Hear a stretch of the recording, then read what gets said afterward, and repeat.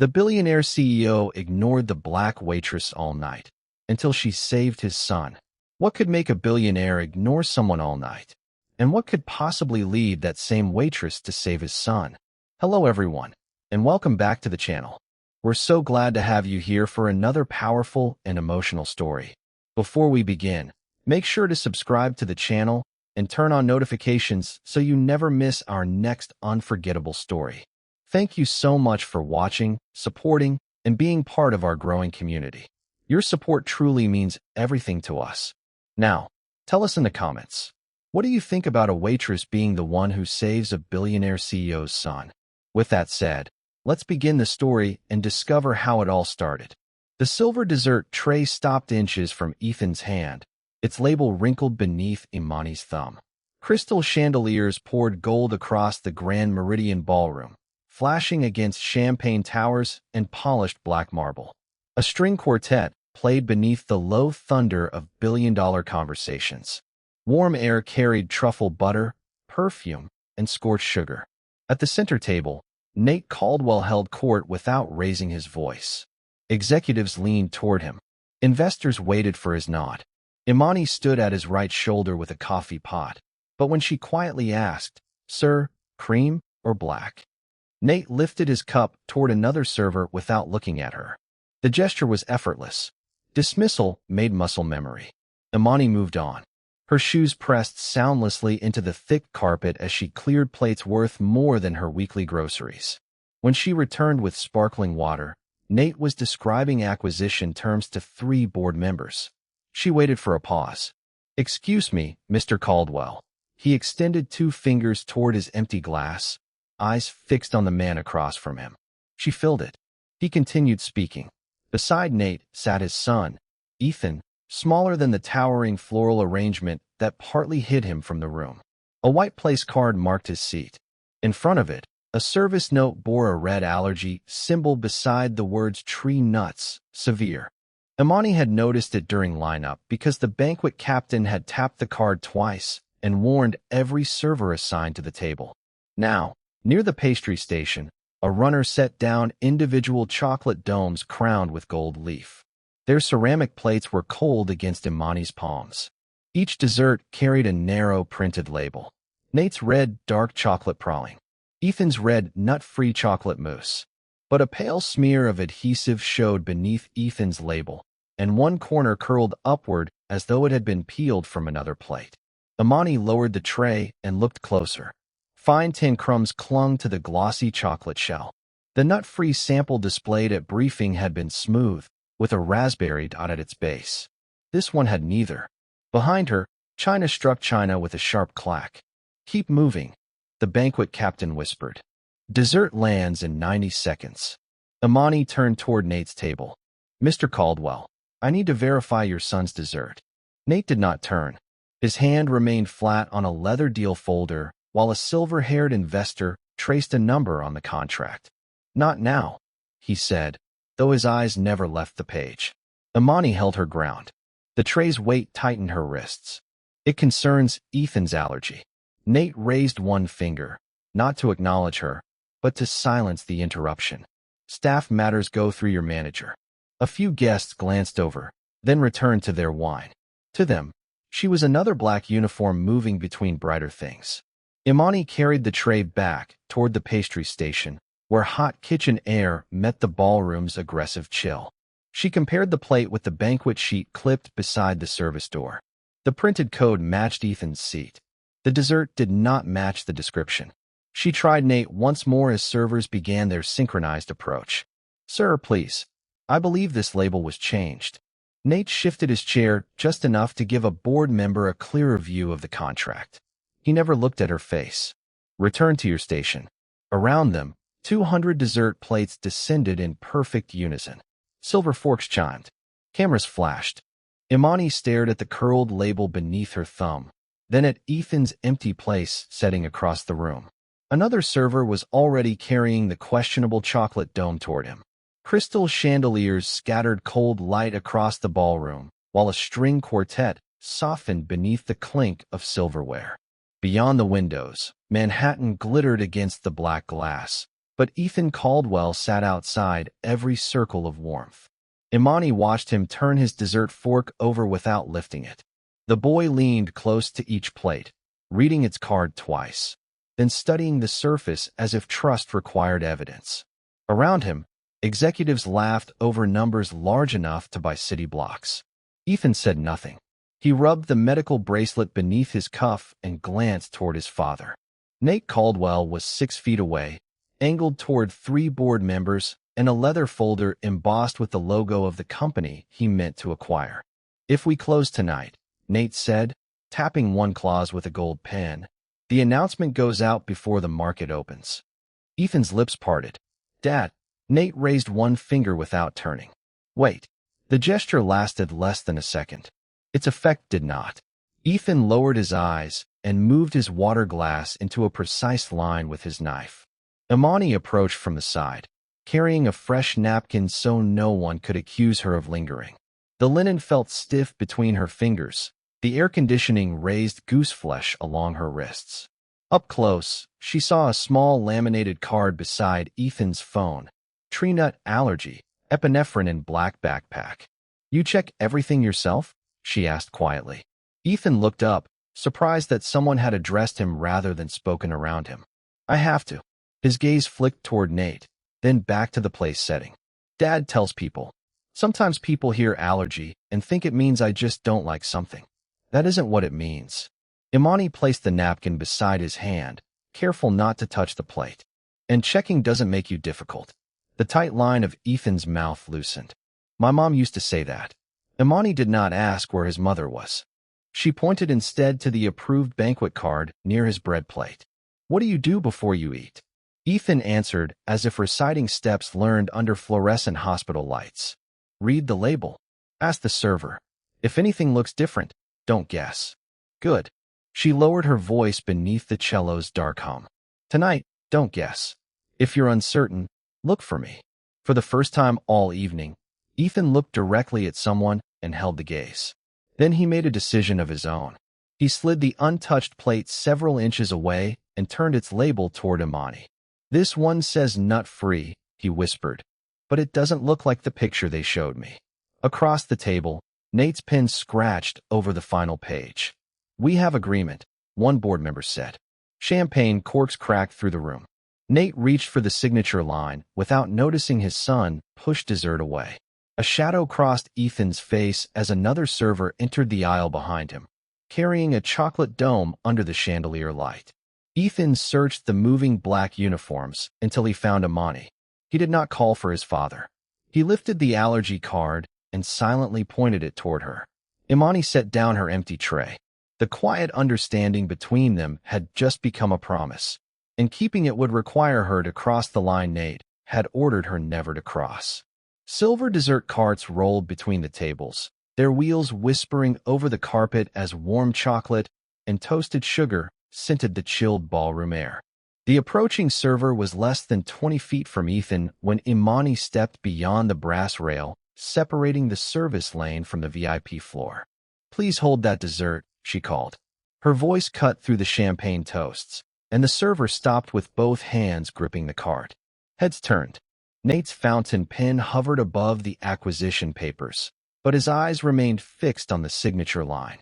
Imani crossed the marble floor toward him, aware of the cameras, the security detail, and the manager moving fast behind her. "Mr. Caldwell, I need you to check your son's dessert before he eats it. The nut-free label may not belong on that plate." Ethan kept his allergy card raised. Nate lowered his pen just enough to signal impatience. "The kitchen cleared the menu," he said, still studying the contract. "Sir, the adhesive looked replaced, and the dessert doesn't match the approved photograph." Imani placed both palms against the edge of the table, refusing to let polished silverware and tailored suits swallow her warning. "Ethan has a severe tree nut allergy. This cannot wait." The quartet faltered for half a beat. A violin string gave a thin, uneasy squeal before the music recovered. The manager reached Imani and closed a hand around her elbow. His cufflinks flashed beneath the chandelier. "You have left your assigned station," he said through a rigid smile. "Step away from the table. Now." Imani removed her arm from his grip. Not until someone verifies that plate. The manager's smile vanished. Walk back behind that rail, or your employment ends tonight. The threat carried farther than he intended. Two guests lowered their glasses. Ethan looked from the manager to his father, then pushed the allergy card across the white linen until it touched Nate's contract. The boy had chosen the only language the table respected: interruption. Nate finally moved, but not toward his son. He lifted the card by one corner and set it beside Ethan's water glass, clearing the document beneath it. My team has handled the dietary requirements, he said. His gaze stayed on the final page. Return to your position and let them do their jobs. Your team is asking him to trust a label that looks altered, Imani replied. The air conditioning stirred the napkins, carrying the sharp smell of citrus polish from the marble. If I am wrong, you lose 30 seconds. If I am right, that is enough. Nate signed his name. Applause rose around the table, loud and immediate, as though ink on paper mattered more than the warning standing 6 feet away. The manager pointed toward the service rail. Back to your position, Imani. One more step onto this floor, and you're finished. Security shifted closer. Imani looked at Ethan. He had lowered his card, but his fingers remained wrapped tightly around it. She could not reach the plate from where she stood. She could not force Nate to listen. And now, crossing that brass rail again would cost her the job that paid her rent. Imani returned to the service lane without lowering her eyes. Behind her, the stopped dessert cart was redirected away from Ethan, answering one danger for the moment. Then the manager leaned close enough for his breath to warm her ear. You will not serve the Caldwell table again tonight. Across the ballroom, kitchen doors swung open with a metallic crash, and another line of desserts emerged. This time, Imani would have no place near Ethan when they arrived. The kitchen doors slammed behind the final dessert cart, cutting off the ballroom's polished jazz with a metallic crack. Inside, heat rolled from the ovens, copper pans clattered against steel, and the air smelled of burnt sugar and toasted nuts. Imani stood behind the brass service rail, close enough to see Nate beneath the chandeliers, but no longer permitted to approach him. A hand seized an empty tray from beside her. You're done with VIP, the floor manager said. He stripped the gold table marker from her jacket and dropped it onto the service counter. Clear glassware in the west corridor. Stay there. Across the kitchen, the executive pastry chef lifted a silicone mat and stopped cold. A narrow paper label clung to its underside, smeared with chocolate at one corner. He peeled it free. The printed words were plain. Contains tree nuts, hazelnut praline. His gaze snapped toward the refrigerated rack. An empty slot carried the matching batch number. The same number appeared on the production sheet beside the chocolate domes, now entering the ballroom. Hold dessert service, he called. Ladles paused. Refrigerator fans hummed in the sudden quiet. The floor manager crossed the tile before the chef could reach the doors. What is it? The chef held up the label. Batch 47 was switched. Those domes are not nut-free. Cold air leaked from the open refrigerator, carrying the sharp scent of cocoa across the room. The manager looked through the round window in the door. Beyond it, donors lifted champagne beneath white gold light, and Nate's acquisition papers lay open beside Ethan's allergy card. How many went out? Enough. The chef reached for the service radio. The manager covered it with his palm. You announced contamination during a billion-dollar signing. This gala becomes a scandal before the ambulances could clear the driveway. A child could eat one, then redirect the Caldwell plate quietly. The chef's jaw tightened. We need to pull the entire batch. And tell 800 guests we lost control of the kitchen? The manager folded the production sheet and pushed it beneath a clipboard. No recall. No announcement. We correct the table and keep moving. His voice stayed low, but the ice machine clicked behind him like a countdown. That label goes in the trash. The chef did not obey. For 1 second, neither man moved. Then the manager snatched the paper, crushed it in his fist, and dropped it into a bin beneath the prep station. He turned toward the staff. Anyone discussing this walks out without a reference. The kitchen restarted around the threat. Metal struck metal. Plates slid forward. Nobody met the chef's eyes. Imani pushed a rack of glasses toward the west corridor as ordered, its wheels squealing over the grout. At the trash bin, one wheel caught on a rubber mat. She bent as if freeing it. Warm steam brushed her cheek. Her fingers slipped beneath stained parchment and closed around the crumpled label. She saw the words. She saw the batch number. And she understood that her warning had not been mistaken. It had been buried. Imani flattened the label against her apron, folded it once, and tucked it behind Ethan's allergy card number she had written on her order pad. When she rose, the manager was watching. "Empty your pockets," he said. Glass stems trembled against one another as the rack settled. Imani placed her corkscrew, pen, and order pad on the counter. The label remained pressed beneath the pad's cardboard backing. The manager searched her apron, found nothing, then removed her VIP access badge entirely. "West corridor only. If you cross that rail again, security escorts you out." The badge landed beside the sink with a hard plastic snap. Imani wheeled the glasses away, stripped now not merely of Nate's table, but of the entire ballroom floor. Behind the service doors, applause rose as Nate's attorneys turned the acquisition agreement to its signature page. Then a server called for a replacement chocolate dome for Table 1, and the kitchen printer answered with a sharp, irreversible chirp. Silver wheels rattled over the west corridor's marble seam, each click swallowed by applause rolling through the ballroom. Beyond the brass rail, amber light burned across crystal glasses, while cold air from the vents carried chocolate, coffee, and expensive perfume. Imani guided the glass rack toward the service alcove, the hidden label pressing against the cardboard backing of her order pad. From 40 feet away, she watched the dessert server place a fresh chocolate dome at Table 1. The plate settled in front of Ethan. Dark glaze reflected the chandeliers like black glass. A narrow sugar curl rested on top, the same garnish used for batch 47. Ethan looked toward the service lanes. His eyes searched past tuxedos and raised champagne flutes until they found Imani. She shook her head once. Small. Sharp. Stop. But a guest leaned between them to photograph Nate Caldwell beside the acquisition documents. Camera flashes burst wide across the room, erasing Imani from Ethan's view.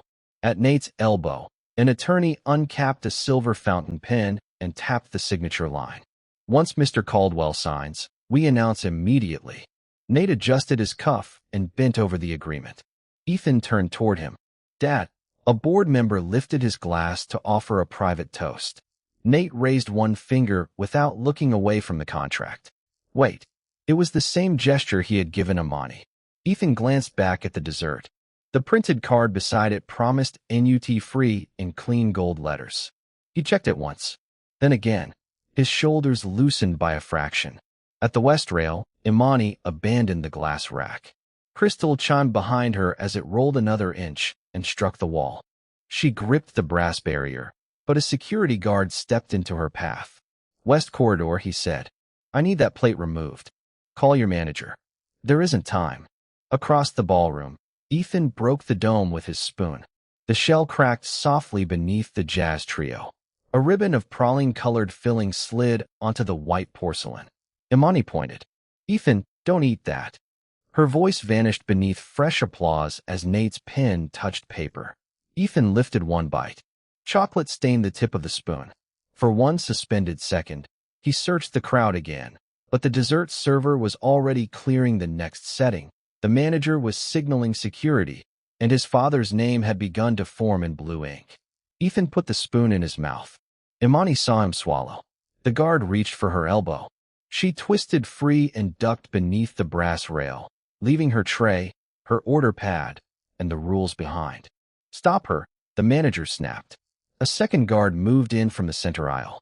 Imani cut between two chairs, struck a champagne stand with her hip, and sent glasses shivering without falling.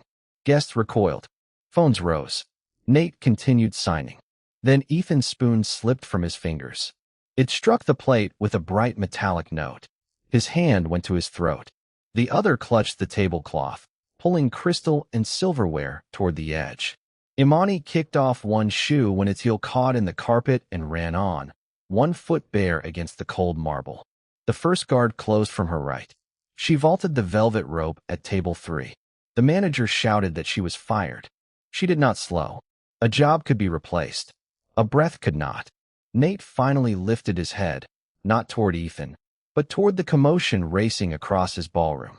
Imani drove through the last line of security and reached table 1 as Ethan's chair scraped backward. His lips parted, but no sound came. Nate's pen stopped halfway through the final letter of his name. Imani caught Ethan before he hit the floor, looked directly at the father who had refused to see her, and shouted, "Where is his epinephrine?" "His jacket pocket." Nate's voice cracked across the ballroom as the jazz died, and a champagne flute shattered somewhere behind him. Ethan's weight sagged against Imani's arms, his tailored collar tight beneath her fingers, his breath reduced to a thin, rasping whistle. Warm chandelier light flashed across hundreds of raised phones. Imani lowered him onto the carpet and pulled his collar open. "Call 911, she ordered. "Tell them severe anaphylaxis. Get the medical team and clear this area." For one suspended second, no one moved. Then Ethan struck Nate's unfinished acquisition agreement with a trembling hand and pointed weakly toward his father's jacket. Nate tore open the inner pocket. Papers spilled across the marble, term sheets, a boarding pass, a silver pen, but no injector. His bag. Ethan forced out, barely louder than the air escaping his throat. Nate dropped beside him, sweeping contracts aside. "Where is it?" Ethan pointed beneath the table. A slim black medical pouch rested beside the chair leg, trapped behind the fallen tablecloth. Nate reached for it, but his fingers shook against the zipper. Imani caught his wrist. "Look at me. Hold him steady." The command landed harder than any insult. Nate obeyed. He cradled Ethan's shoulders while Imani opened the pouch and removed the epinephrine auto-injector. She checked the label, pulled off the safety cap, pressed the tip firmly against Ethan's outer thigh through his dress pants, and held it there. A sharp click cut through the room. "Start counting," she told Nate. "1," he whispered. His voice failed. Imani kept the injector steady. Again. 1, 2, 3. By 10, the ballroom had become so quiet that the air conditioning hummed above the chandeliers. Ethan dragged in a shallow breath. Then another. The sound was rough, but it was air. Nate bent closer, one hand cupping the back of his son's head. "Stay with me. He still needs the hospital," Imani said. "Epinephrine buys time. It does not end the reaction." The dessert server finally broke from the frozen crowd and called 911, repeating Imani's instructions into a phone. Another employee pushed guests back. Cold air moved across the carpet as the ballroom doors opened for the gala's medical team. Imani reached for Ethan's wrist to check his pulse. Security seized her first. One guard locked both hands around her arms and pulled her away. The used injector dropped onto the carpet. "Stop," Nate shouted, but the VIP floor manager stepped between them, his face bright with sweat beneath the gold light. "That woman crossed security and injected Mr. Caldwell's son," he announced. "She was terminated before the incident. Detain her until police arrive." Camera shutters erupted. The same guests who had watched Imani carry silver trays now recorded her with one bare foot, a torn apron pocket, and both arms pinned behind her. "I saved his life," she said, keeping her eyes on Ethan. The manager pointed toward the doors. "You assaulted him." Ethan's breathing strengthened against Nate's chest. With a shaking hand, he reached across the carpet and closed his fingers around the fallen injector. Then he turned it so his father could read the emergency instructions printed on its side. Nate looked from the device to Imani restrained beneath the chandeliers. For the first time that night, there was nothing between them. Not a contract, not a table, not even the privilege of looking away. The manager gave security a final order. "Remove her now." Nate rose slowly, Ethan's injector in one hand and his unsigned billion-dollar agreement in the other. "Hold the doors." Nate's command cut through the ballroom as the elevator chimed beyond the marble foyer.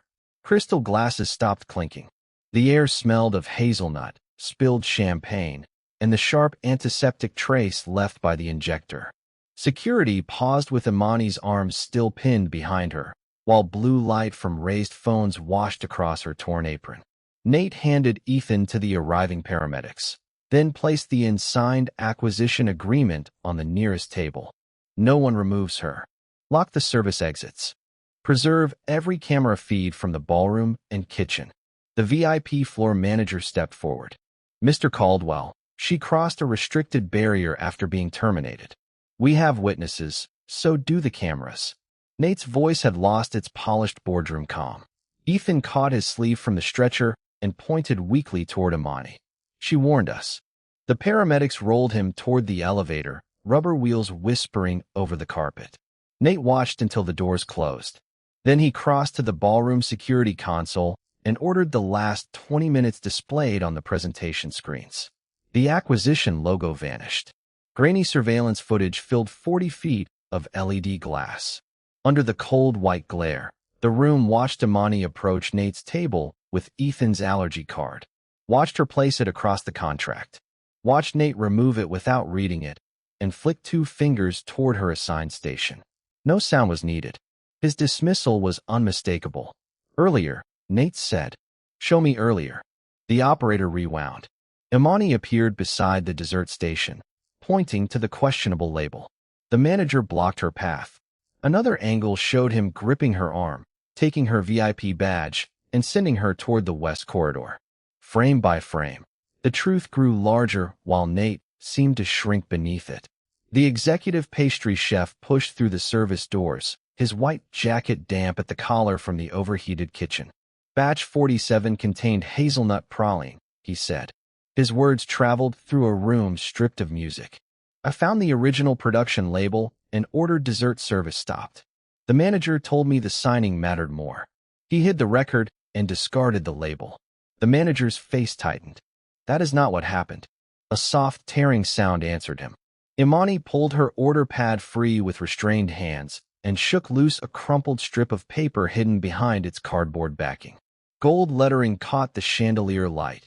"Batch 47, hazelnut praline." Nate took it carefully. The adhesive was tacky against his thumb, the paper warm from Imani's body.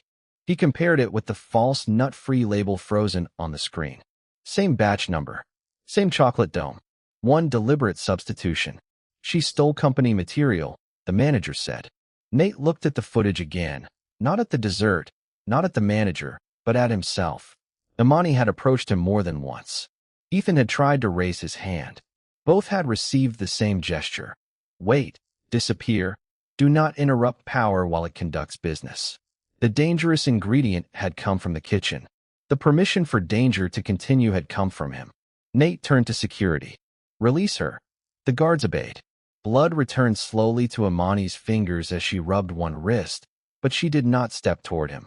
She looked instead at the elevator that had carried Ethan away. Nate placed the original label beside his unsigned agreement, then faced the manager. "You will remain here until law enforcement arrives." Beyond the ballroom doors, reporters were already shouting questions. Inside, board members stared at the contract and checked their phones as the acquisition deadline tightened. Nate lifted a microphone from the podium. Its metal body felt cold in his hand. "Open those doors," he said.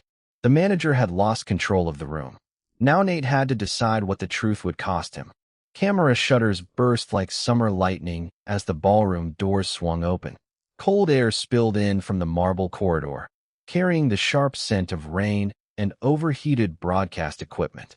Nate Caldwell stood beneath the gold stage lights with the microphone in one hand and Ethan's crumpled allergy label in the other. Behind him, the acquisition agreement waited and signed. Its final page fluttered in the draft.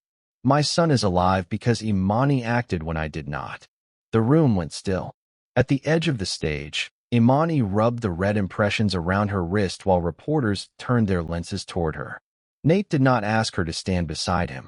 He had taken enough from her already, including the right to choose how visible she wished to be.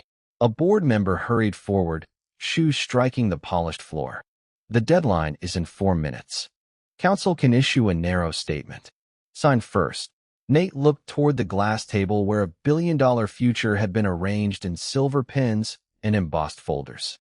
Then he looked at Imani, not past her, not through her, but directly at her. "No narrow statement." His voice traveled cleanly through the speakers. "Ms. Imani warned my staff. She warned me. I dismissed her without even giving her the dignity of my attention." Phones rose higher. The VIP floor manager shifted near security, his collar dark with sweat despite the chilled ballroom. Nate placed the original Batch 47 label against the podium so every camera could capture the words hazelnut prawling. This evidence proves the dessert served to Ethan was mislabeled. The executive pastry chef ordered service stopped. That order was suppressed to protect tonight's signing. The manager stepped forward. "Mr. Caldwell, I was protecting your interests.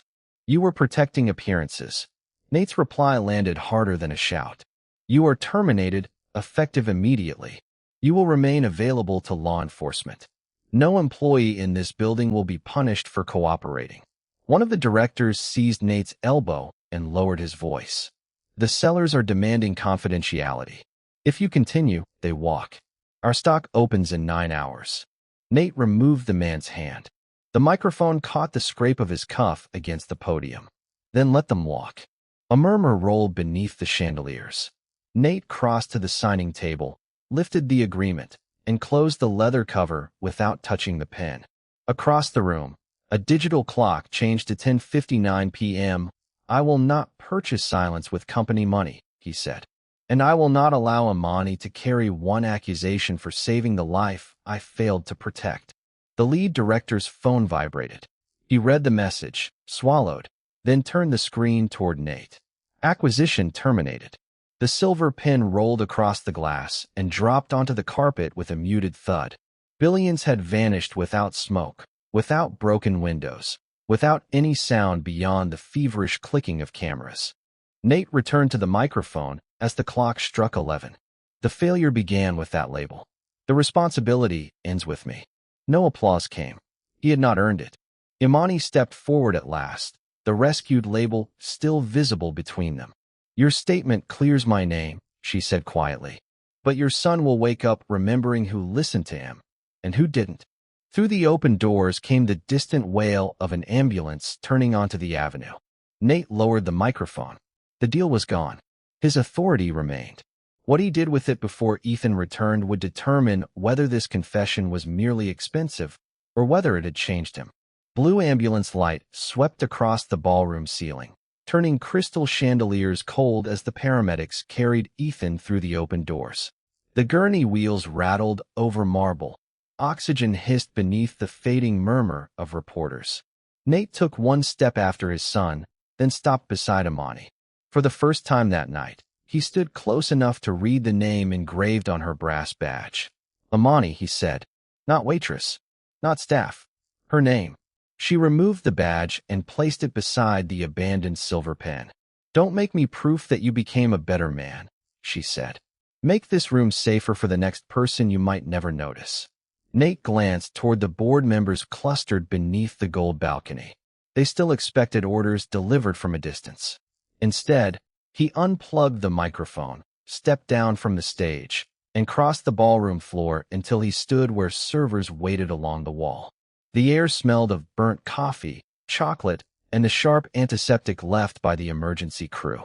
"No one resumes service," he said. "Every employee stays on the clock and is paid in full.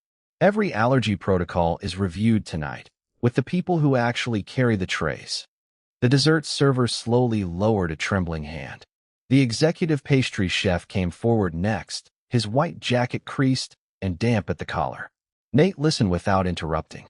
When the chef described his suppressed stop service order, Nate wrote it down himself. When the dessert server explained how VIP complaints could cost workers their shifts, Nate did not summon an attorney to translate the discomfort into safer language. He kept writing. Then he slid the legal pad toward Imani. "What changes first?" She did not touch it. "Access," she said.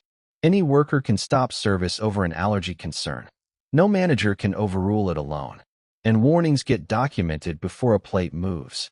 Nate nodded, but she raised one finger. The same gesture he had used to silence her.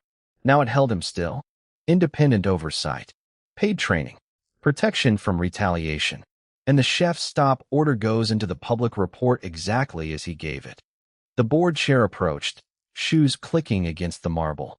"Nate, those terms surrender operational control." "Yes," Nate answered. A quiet word. An irreversible one. He signed the page, then handed it to the executive pastry chef and dessert server for their signatures before adding his own.